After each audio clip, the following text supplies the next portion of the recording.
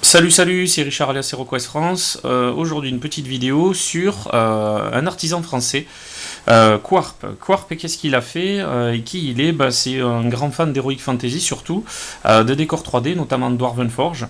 Et il a réalisé il y a quelques années des pièges, des accessoires et même un set d'égouts. Bon, pour tous les passionnés, tous ceux qui aiment bien mettre en 3D leurs aventures. Donc je lui ai acheté la pièce tournante. Donc la pièce tournante, la voici. Alors qu'est-ce que c'est, etc., etc.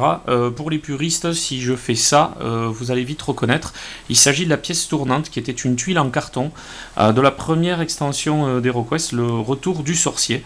Donc on avait dans les aventures tout d'un coup les héros qui ouvraient une porte, ils rentraient dans une salle tournante et on bougeait simplement la tuile avec un dé, en lançant le résultat nous disait dans quel sens la pièce s'orientait, et les héros donc fuyaient un endroit ou en découvraient un autre, se retrouvaient bloqués, enfin bref, un accessoire fort utile dans un donjon, surtout pour un maître de jeu. Et Quarp a réalisé cette pièce en 3D. Il a adapté pour les décors de Forge. Alors la peinture est de Lord Anilus, puisque Quark propose ses éléments peints ou non peints. Et Lord, si je me souviens bien, a réussi à trouver la teinte Forge, etc. Donc il m'a fait le nécessaire. Alors il y a deux parties. Il y a un accessoire d'abord qui est le petit levier, qu'on peut mettre soit dans la pièce pour activer le levier et puis changer de la position.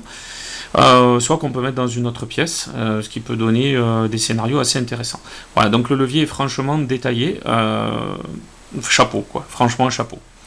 Puis on a une première partie, donc la salle circulaire, donc avec 4 dalles pour pouvoir accueillir des personnages, et un cerclage en acier avec des poinçons, franchement j'adore, c'est vraiment bien sculpté, c'est original, c'est épais.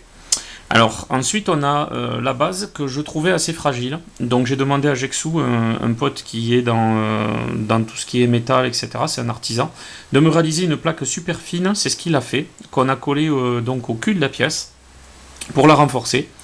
Et tant qu'à y faire, j'ai mis des aimants, donc ultra plat d'un millimètre, tous à polarité inversée, par rapport à celui-ci que j'ai placé sous la pièce. Donc j'ai creusé au Dremel et j'ai mis un aimant assez puissant. Résultat, quand je pose la pièce ici, là, que je l'insère dans la partie complémentaire, eh bien en fait vous avez l'impression que la pièce est enclenchée. En fait elle n'est pas, elle flotte. Chaque fois que j'appuie, ça remonte et ça permet de faire glisser la pièce et donc de ne pas user, si vous voulez, la nappe en dessous, si vous en aviez une, ou je sais pas si vous avez mis si vous avez renforcé vous aussi, je sais pas, avec du carton, je ne sais quoi. Enfin, en tout cas, c'était le seul point faible de cette pièce que j'avais trouvé fragile, vu la minceur ici des parties. Et ça rend super bien. Franchement, ça rend super bien. Donc, résultat, Quarp, il a réalisé un de mes rêves. Là, c'est la pièce tournante d'HeroQuest, bordel. Donc, j'adore. Voilà. Alors, il y a ces espèces de poteaux là, avec les morceaux de pierre sur les côtés. C'est vraiment super bien réalisé. C'est du travail d'orfèvre. Tout là qui correspond, les dallages, etc. J'adore. Franchement, j'adore. Voilà, donc ceux qui ont la chance d'être près de chez moi, ils ont la chance aussi de jouer avec ce type de décor. Voilà, donc ça c'est la première pièce, la fameuse pièce tournante. Ensuite, il a réalisé un set d'égouts vendu peint ou non peint. Seulement la peinture de Quarp me plaisait pas. Moi je voulais que le set ressemble aux pièces d'égout de Dwarven Forge, la gamme Monster Sewer Set, si vous pouvez regarder ça sur le site officiel. C'est monstrueux, sauf que chez Dwarven Forge, les dalles sont de 2 cases par 2 pour soi-disant plus de modularité. Il faut savoir que Lord en fait avait créé les protos pour Dwarven Forge, et Stéphane Pokorny, qui l'a accueilli à New York, a décidé de finalement changer tout ça et de faire des pièces de 2 par 2 pour, comme je disais à l'instant, la modularité. Mais voilà, on avait des éléments qui auraient pu être intéressants en 4 par 4. Justement, Quarp, lui, il n'a pas lâché l'affaire et il a réalisé déjà son set égout. Alors voilà ce que ça donne une fois peint par Lord et réalisé par Quarp. Un travail mortel. Donc on a les fameux petits bords ou trottoirs des canaux des égouts. On a ici un petit rat en train de nager sur cet élément de pièce droite. et un tuyau qui crache de l'eau, donc le débit est vraiment très très bien réalisé, les vagues, etc., la peinture, tout. Chapeau les gars, franchement, moi je suis super heureux avec ce set. Alors, des lignes droites, il y en a 4 et elles sont toutes différentes. Donc là, on en a encore une avec un petit tonneau qui flotte. Donc il dérive ou on peut s'en servir pour sauter, je ne sais pas. En tout cas, c'est vraiment top, quoi. Ça fait rêver immédiatement, hein. Surtout quand c'est peint. On a encore 2 autres lignes droites différentes. Alors vous voyez, avec des petites planches qui flottent et des espèces de grilles d'égout qui ne sont pas situées aux mêmes endroits. Donc voilà, regardez, ça c'est vraiment magnifique. C'est incrusté dans la dalle, ça ressort à peine avec les petits barreaux. Le réalisme est mortel. Donc j'adore ce type de décor. Ensuite, on a bien entendu des angles.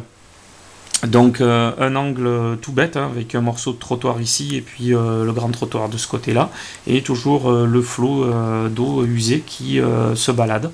Donc voilà, ça permet de faire déjà pas mal de choses. On a un deuxième angle identique, sauf que, ben, comme vous voyez, toutes les pièces chez Quarp sont uniques. Donc il n'est pas identique parce que, ben voilà, il y a un petit rat qui essaie de rejoindre le bord là, je ne sais pas si vous le voyez. C'est vraiment super bien réalisé, j'adore ce réalisme, c'est magnifique. On a aussi ça, un T, donc là avec 2 tuyaux qui crachent de l'eau, donc une pièce vitale pour faire des intersections. Malheureusement, il n'a pas fait une intersection en croix, enfin du moins je ne crois pas, parce que sinon je l'aurais pris direct. Mais bon voilà, donc là, hop, vous voyez, on peut déjà faire un super complexe d'égout, et ça va très très vite. On a ensuite 2 impasses.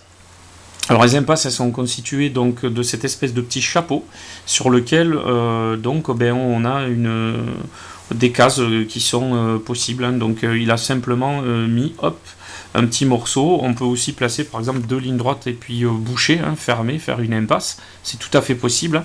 L'imagination, c'est la seule limite, comme je dis à chaque fois, hein. Et là on a à nouveau un tonneau qui flotte, voilà, pour rajouter du réalisme. Donc je trouve que c'est super beau. Puis on en a un deuxième, donc le deuxième, lui par contre, est un peu plus riche en détails, puisqu'on a à nouveau une grille métallique, une planche avec un rat qui flotte, hein, qui se demande ce qu'il fait là, je sais pas, peut-être il est aux aguets, il va pas tarder à plonger. Dans tous les cas, c'est super beau. Et enfin, donc, on a une autre impasse, celle-ci avec 2 énormes tuyaux qui crachent de l'eau usée et qui se déversent donc dans le canal. Alors, est-ce qu'on peut passer ou pas? Est-ce qu'il faut faire un jet d'agilité? Je ne sais pas. Dans tous les cas, c'est magnifique. Voilà. Le tout vient accompagné de petits accessoires. Donc, on a 2 petits pontons qui permettent donc de traverser les petits canaux. Hop et hop. Donc, ça rajoute du réalisme. On a aussi des tuyaux, donc on a 2 types de tuyaux, ça et ça. Donc on peut poser les tuyaux voilà, sur les bords pour rajouter un peu plus d'ambiance, hein. Donc des tuyaux, des machines, on ne sait pas trop ce que c'est. Voilà, donc là quand vous avez un mur, c'est encore mieux. Et puis on a 2 grosses pièces comme ça, 2 tuyaux aussi, que donc on peut poser un peu comme on veut. Voilà, on peut très bien les poser aussi comme ça, hein. Donc je peux mettre la pièce comme ça. Et voilà, et donc là on a un ensemble assez intéressant, beaucoup de réalisme. Franchement, c'est ce que j'attendais. Mixé au Monster Sewer Set de Dwarven Forge, on a quand même une surface assez impressionnante. On peut mettre des dalles de sol au centre. Franchement, on peut faire ce qu'on veut avec ce type de décor. Donc voilà, ben, pour ceux qui ne connaissent pas Quarp, dans le site internet lessouterrainsoubliés.fr, vous avez rubrique décor, vous cliquez et vous avez Quarp, vous verrez un petit peu ce qu'il a réalisé. Notamment des pièges aussi, des pièges pour Dwarven Forge, des pièces compatibles. Ça me revient, je ne lui ai pas acheté, mon dieu.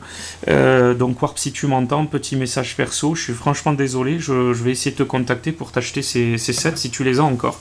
Si tu les as pas, et ben tant pis pour moi, parce que j'ai complètement raté le coche. Voilà, dans tous les cas, vous venez de voir tout ce que pouvait faire un artisan français. Pas besoin parfois d'aller chercher très très loin.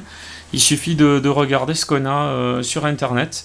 Et ben, y a des passionnés comme Quarp, voilà, qui ont réalisé tout ça. Et là, ben, vous voyez, pour Resident Evil 2, la partie des égouts, ça va être monstrueux. Monstrueux, voilà. Et j'ai déjà plein d'idées. Voilà, voilà. Ben, écoutez, à la prochaine fois, j'essaierai de vous présenter quelque chose de Dwarven Forge qu'on n'a pas encore vu sur Internet. Voilà. A plus, ciao ciao.